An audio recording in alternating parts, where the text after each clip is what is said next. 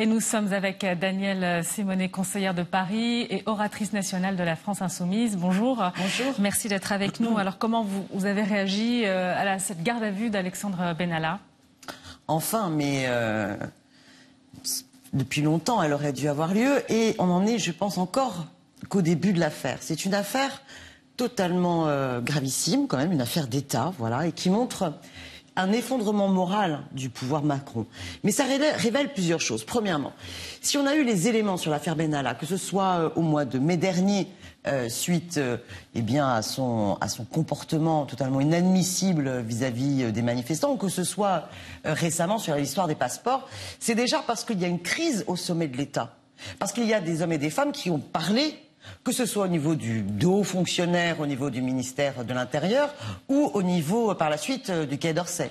Donc il y a déjà une crise institutionnelle, politique au sommet de l'État, une crise de conflit aussi autour du pouvoir. Alors de conflit entre qui et qui au sommet du pouvoir? Alors, c'est difficile d'y voir clair, mais s'il n'y avait pas ce conflit, au moins entre le président et des hauts fonctionnaires ou des ministères et des règlements de compte, l'affaire ne serait pas sortie de la même manière.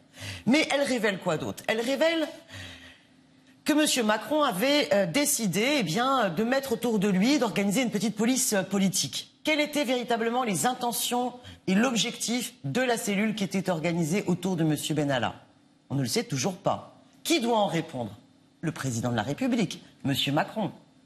Comment se fait-il qu'après l'éclatement de l'affaire Benalla, après les affaires du 1er mai, pendant l'été, pendant l'automne, cet homme-là a pu faire plus d'une vingtaine de voyages à l'étranger, avec plusieurs passeports, avec ce téléphone qui permet des coups de fil les téléphones brouillés. cryptés, ouais.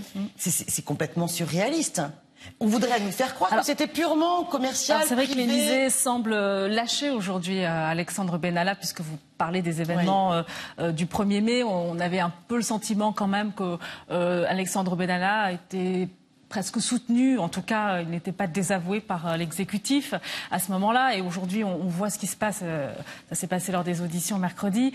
Est-ce que finalement cette affaire, vous dites-vous qu'elle n'a pas révélé toutes ces surprises, elle risque pas de se retourner gravement contre l'Élysée, justement? Bien sûr. Qu'allait faire Benalla en Afrique? Le fond de l'affaire, il est aussi là. On va nous faire croire que du jour au lendemain, entre une position de collaborateur auprès du président de la République pour mettre en place une cellule secrète de sécurité, du jour au lendemain, il est capable de faire un travail commercial à l'international. C'est quand même plus que suspect. Monsieur Macron, qui n'a cessé de nous présenter sa fonction comme le président de la start-up France, est-ce qu'en fait c'est une drôle de start-up France-Afrique? Et Benalla dans ce dispositif, pourquoi est-il au Tchad? Est-ce que c'est un rapport avec des intérêts de la France? Est-ce que c'est un rapport avec des intérêts de la campagne de Macron, d'avant? On peut se poser quand même plein de questions. Qu'est-ce que vous attendez aujourd'hui La lumière, la vérité, au niveau de l'enquête, tout. Pourquoi M. Benalla a pu continuer à avoir ses passeports diplomatiques?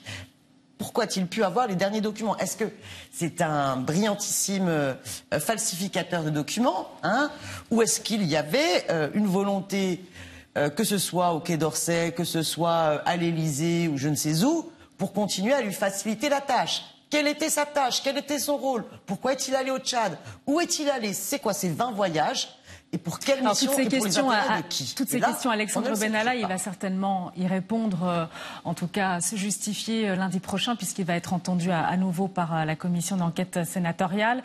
Là, on est dans cette affaire, on est dans un tournant là, au niveau de cette affaire. Qu'est-ce qui risque de se passer maintenant? Il y a un contraste énorme. Vous avez un mouvement des Gilets jaunes qui, dans tout le pays, dit on veut la justice fiscale, on veut de la démocratie, on en a ras-le-bol d'une oligarchie où ceux qui nous dirigent ne représentent pas, ne rendent pas les comptes. Et puis à côté de cela, vous avez l'affaire Benalla, qui montre finalement une déchéance organisationnelle de l'appareil d'État au plus haut sommet. Donc c'est une crise extrêmement grave. L'affaire Benalla révèle, je dis, un effondrement moral autour de la Macronie. Alors, vous dites cet effondrement moral autour de la Macronie. Aujourd'hui, c'est vrai, vous parlez du contexte de crise avec les gilets jaunes. Cette affaire Alexandre Benalla, l'enquête aujourd'hui, elle s'élargit puisqu'il a été mis en garde à vue. Les suites judiciaires, pointer les responsabilités de part et d'autre, ça voudrait dire quoi, selon vous? L'Élysée doit rendre aussi des comptes? Emmanuel Macron doit nous rendre des comptes, doit nous expliquer. Il doit nous dire ce qu'il sait sur l'ensemble du dossier. Est-ce qu'il pourrait y avoir d'autres personnalités, des personnalités en tout cas du côté de l'exécutif, qui pourraient aussi subir les conséquences de cette affaire? Le moins qu'on puisse dire, c'est que le ministère de l'Intérieur, qui était ministre de l'Intérieur pendant le 1er mai, a démissionné. On nous a fait croire qu'il démissionnait pour se préoccuper de la mairie de Lyon, mais enfin on sait que c'est aussi parce qu'il ne voulait pas assumer l'inassumable de ce qui s'était passé. Bon, le ministère des Affaires étrangères doit aussi rendre des comptes. Donc je pense que oui, toute cette affaire n'en est encore qu'à ses débuts. Très bien, merci beaucoup Danielle Simonet. Je rappelle que vous êtes conseillère de Paris, oratrice nationale de la France Insoumise. Merci pour avoir répondu à nos questions directes ce matin sur RT France.